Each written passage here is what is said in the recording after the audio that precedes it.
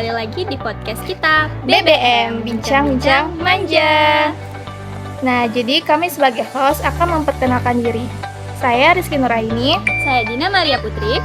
Jadi kami di sini akan membahas tentang kalimat efektif. Nah, pada hari ini kami nggak akan bahas pokok materi kalimat efektif itu cuma berdua aja, tetapi kami juga kedatangan teman-teman spesial kita yang akan membantu menjelaskan pokok materi kalimat efektif. Nah, langsung aja kita panggil ya guys. Nah, ini dia tamu spesial yang kita bilang tadi. Jadi sebelum kita masuk ke pokok materi kita, kita kenalan dulu nggak sih? Coba dong kamu kenalin namamu siapa? Perkenalkan, saya Romina Adriana. Teman saya. Perkenalkan, saya SNJ Dita Padang. Perkenalkan, nama saya Ismail Ismail. Nah, itulah tadi bintang tamu kita hari ini. Udah tahu kan namanya? Nah, jadi hari ini tuh kita bakal ngebahas terkait materi kalimat efektif. Kalimat efektif itu apa sih? Dari kakak-kakak bintang tamu hari ini, bisa nggak jelasin kalimat efektif itu menurut kakak gimana? Nah, jadi kalimat efektif itu adalah kalimat yang disusun secara jelas, tepat, dan tidak bertele-tele, sehingga pesan yang kita mau sampaikan tidak menimbulkan kesalahpahaman. Jadi, dengan kata lain, kalimat efektif dapat membantu kita menyampaikan ide secara jelas dan mudah dipahami. Nah, jadi itu adalah tadi penjelasan terkait pengertian kalimat efektif ya. Sudah cukup jelas kan penjelasan dari Kak Asia tadi? Nah, setelah pengertian, pasti kalian penasaran kan apa aja ciri-ciri dari kalimat efektif? Coba dijelaskan dengan Kakak Roli. Baik, di sini ada pun ciri-ciri penggunaan dari kalimat efektif. Agar sebuah kalimat disebut efektif, ia harus memiliki ciri-ciri berikut. Yang pertama, kalimatnya itu jelas dan tepat. Maknanya mudah dimengerti, tidak bermakna ganda ataupun ambigu, dan pilihan katanya tepat. Dan kedua, singkat dan padat, tidak bertele-tele, tidak menggunakan kata-kata yang berulang-ulang atau pleonasme, dan langsung pada inti. Nah, itu tadi adalah ciri-ciri dari kalimat efektif tersendiri ya. Nah, di dalam kalimat efektif, selain pengertian dan ciri-ciri, pasti dia memiliki tujuan ya kan? Tujuannya apa sih menurut kakak-kakak semua?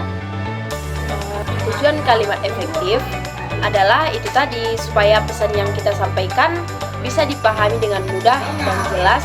Jadi orang lain nggak bingung sama apa yang kita sampaikan. Jadi dengan kalimat efektif ini, kita bisa menyampaikan ide dengan tepat, atau informasi yang kita sampaikan nggak bertele-tele. Nah, menurut kakak-kakaknya yang lain mungkin ada tujuan lain? Menurut saya, tujuan kalimat efektif itu menyampaikan pesan dengan jelas dan tepat, menghindari kesalahpahaman. Ada lagi? Mungkin tambahan tujuannya? Ya, saya ingin menyampaikan tujuan dari penggunaan dari kalimat efektif, yaitu agar pesan tersampaikan dengan sempurna, pembaca langsung paham tanpa perlu bertanya lagi. Nah, kalau menurut Kak sendiri, tujuannya itu agar menghemat waktu dan kata aja sih. Nah, oke.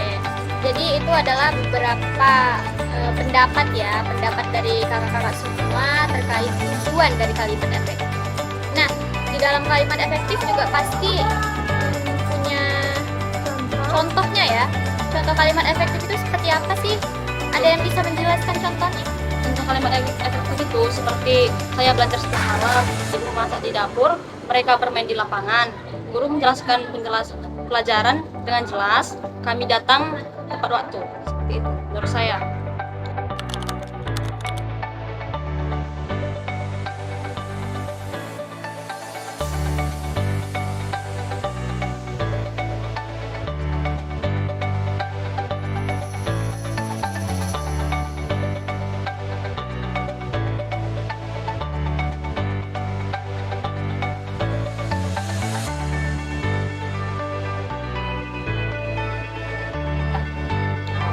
Jadi itu adalah contohnya ya teman-teman ya.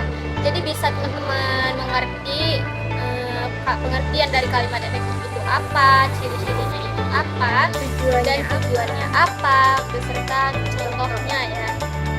Nah, dari beberapa pendapat yang disampaikan kakak-kakak pada hari ini itu cukup jelas ya terkait kalimat efektif. Jadi dalam kalimat efektif itu dapat kita simpulkan bahwa kalimat efektif merupakan salah satu kalimat yang sangat penting dalam komunikasi.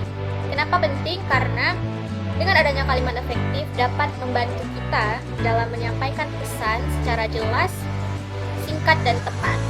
Sehingga lawan bicara kita pun lebih mengerti apa yang hendak kita sampaikan. Jadi dengan adanya kalimat efektif juga dapat menghindari yang namanya kesalahpahaman dalam berkomunikasi. Baik, mungkin itu aja ya podcast kita pada hari ini. Terima kasih untuk para bintang tamu dan rekan saya. Saya tutup podcast hari ini. Sampai jumpa di podcast berikutnya. Bye-bye.